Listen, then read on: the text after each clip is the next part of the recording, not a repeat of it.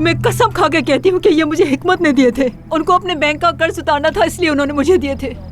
अम्मी बस रहने दे, हम पर इल्जाम लगाकर हमसे जान छुड़वाना चाहते हैं ये लोग।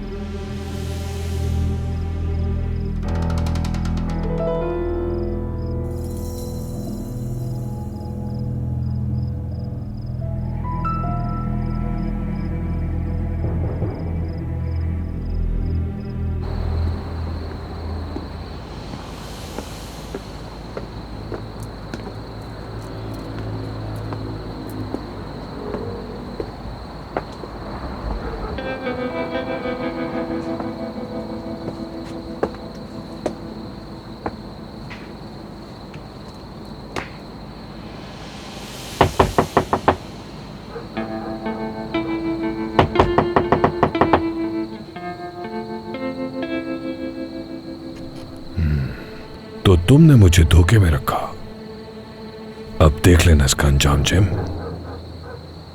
कि क्या करता हूं तुम्हारे साथ।